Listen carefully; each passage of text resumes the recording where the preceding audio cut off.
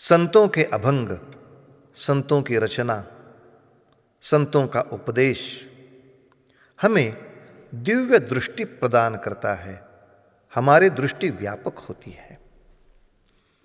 हम देख रहे थे कि नामदेव महाराज जी के चरित्र में, उनकी जीवनी में ऐसा एक प्रसंग आ गया।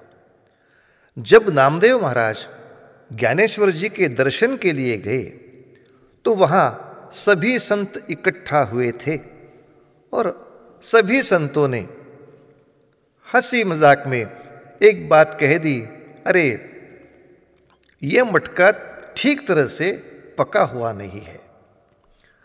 तो नामदेव महाराज दुखी हो गए, विट्ठल भगवान के पास आए, उनसे बोलने लगे, हे भगवान, ये कैसी चेष्टा है?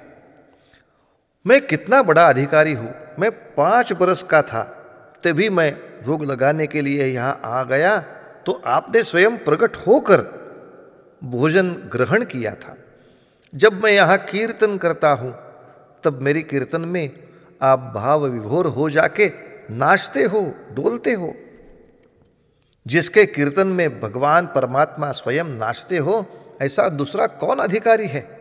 इतना बड़ा अधिकारी संत, ऐसे होने के पश्चात भी ये सब लोग मुझे आधा पका हुआ ऐसे क्यों बोलते हैं? तो विठ्ठल परमात्मा भी बोलने लगे, अरे जब भगवान के भी अवतार होते हैं, जब राम अवतार हुआ तो वशिष्ठ उनके कुलगुरु थे, उनसे गुरुपदेश लेना आवश्यक हुआ। पूर्णावतार गोपाल कृष्ण हुए तब भी सांदीपनि ऋषि के आश्रम में जाके गुरु कृपा प्राप्त करना यह तो आवश्यक बात हो गई। वैसे ही मानव का जीवन गुरु कृपा के बिना अधूरा है। नामदेव, तू गुरु की शरण में जा। महाराष्ट्र में एक बड़ा ही प्रसिद्ध ऐसा शिव क्षेत्र है जिसका नाम है नागनाथ। उस शिव क्षेत्र में तुम्हारी भेंट तुम्हारे गुरु से हो जाएगी। तो नामदेव बड़े दुखी थे, भगवान उनकी भेंट के लिए मुझे पंढरपुर छोड़ना पड़ेगा, मुझे तेरा वियोग हो जाएगा, मैं तुम्हें छोड़कर कहीं दूर जाना नहीं चाहता, मेरी इच्छा नहीं है, क्या करें?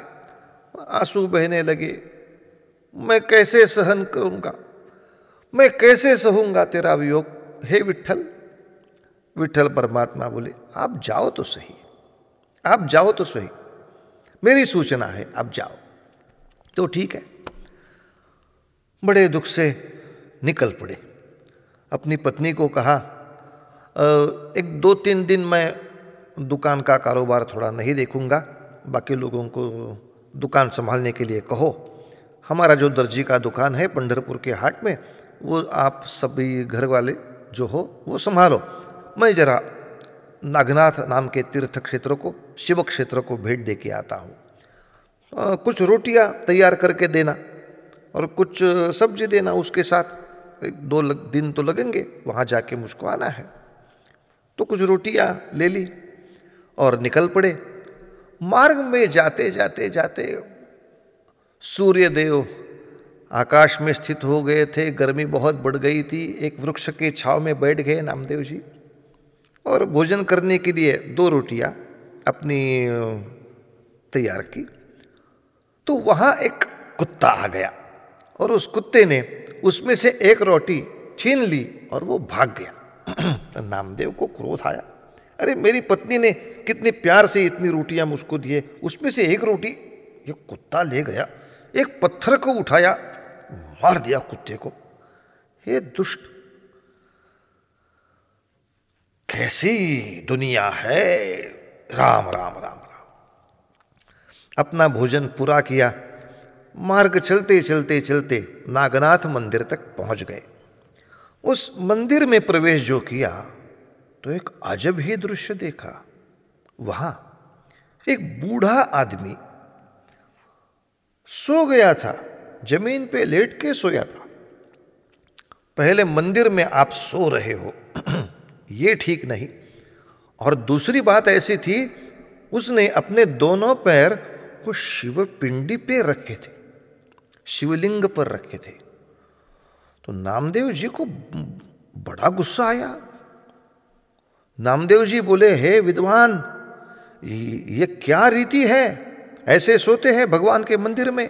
भगवान के मंदिर में सो जाना यही बुरी बात है, और अपने दोनों पैर शिवलिंग पर रखते हो। अरे कुछ न्याय है या नहीं? तो वो बूढ़ा आदमी बोलने लगा, हे नामदेव, मैं तो बूढ़ा हूं, मैं तो बहुत ही निर्बल हूं। आप ही ऐसा करो, मेरे पैर उठाओ और ऐसी जगह रखो जहां भगवान का अस्तित्व नहीं होगा। तो नामदेव जी ने झट से उनके दोनों पैरों को हाथ दिया, पैर उठाए और दूसरी तरफ रख दिए, तो वहां भी शिवपिंडी का निर्माण हो गया। ध्यान में रखो, ये जो होती है वो लीला होती है, ये किसी को सहमति नहीं है। कोई मंदिर में जाके अब सो जाएगा और भगवान की मूर्ति पर पैर रखेगा तो ये बुरी ही बात है। ये संतों के जीवन में जो प्रसंग होते हैं वो केवल साक्षात्कार के लिए होते हैं, केवल अनुग्रह के समय ही होते हैं। रोज वो बूढ़ा आदमी वैसे नहीं सोता था। आज नामदेव को कोई साक्षात्कार दिखाना था, इसलिए उसने ऐसी लीला की है। हमें सब जनरीत के रिवाज के माफक ही चलना है। और वो बड़े अधिकारी है, उनका वर्तन साक्षात्कार के लिए अलग होता है। तो नामदेव जी ने फिर से पैर उठाए और एक जगह रख दिए, तो वहां भी शिवपिंडी का प्रकट हो गया। और तब नामदेव जी समझ गए, अरे ये मुझे सिखाने के लिए मेरे सद्गुरु ये लीला कर रहे हैं। अरे सभी जगह भगवंत है, सभी जगह भगवान का वास है, सभी चराचर में भगवान का वास है। तभी तो हमारे सब बुजुर्ग हमें सिखाते हैं, किसी पुस्तक को पैर लग गया तो उसको नमस्कार करना चाहिए, उससे माफ़ी मांगनी चाहिए। वैसे ही किसी झाड़ू को पैर लग गया तो भी नमस्कार करना चाहिए। हर एक जीव मात्र में वही परमात्मा का निवास है, हर पत्थर में उसका निवास है, हर वृक्ष में उसका निवास है। अरे अरे अरे, भगवान तो सभी जगह है। ये व्यापक दृष्टि से मैं नहीं देख सकता था, मैं केवल मेरे भगवान को उस मूर्ति में ही देख रहा था। इसलिए ये सब संत बोल रहे थे, मैं अधूरा हूं, मैं अधूरा हूं। अब नामदेव महाराज की दृष्टि व्यापक हो गई। सद्गुरुनाथ ने उसके सिर पर अपना कृपा हस्त रखकर उसको अनुग्रह दे दिया, और गुरु कृपा के बाद नामदेव जी की आनंद की कोई सीमा ही नहीं रही। वो पंढरपुर चलने के लिए वापस आते थे, तब वही वृक्ष के छाया में बैठ गए और वही काला कुत्ता वहां आ गया। तो अब उन्होंने क्रोध नहीं किया। अरे जैसे दोपहर को मैं भूखी हो जाता हूं, वैसे ये भी भूखी हो जाता है। सभी को भूख सताती है, तो यथाशक्ति सभी का ध्यान रखते हुए ही हमें अन्न ग्रहण करना चाहिए। तो घी चुपड़ चुपड़ के एक अच्छी सी रोटी उसने कुत्ते को अपने हाथ से खिलाई। क्या उसमें भी अब भगवान का निवास है, जो मुझे साक्षात हो रहा है, जो मुझको दिखाई दे रहा है। और उसी आनंद अवस्था में उनके मुंह से काव्य पंक्तियां निकल पड़ी। अरे सभी जगह तो विठ्ठल है, तीर्थ विठ्ठल, क्षेत्र विठ्ठल, माता विठ्ठल, पिता विठ्ठल, बंधु विठ्ठल, गोत्र विठ्ठल। और इस सभी जगह में जब हम विठ्ठल का अनुभव करेंगे तब सच्चे भक्त हम हो जाएंगे। ऐसी संतों की जीवनी हमें व्यापक दृष्टि देती है। इस सृष्टि में जो कुछ वृक्ष है, पशु है, पक्षी है, कीटक है, उन सभी के साथ हम प्यार से ही व्यवहार करें, सम्मान से ही व्यवहार करें, तभी भगवान हम पर प्रसन्न हो सकते हैं। ये संतों की सीख हमको हमारे जीवन में उतारनी है।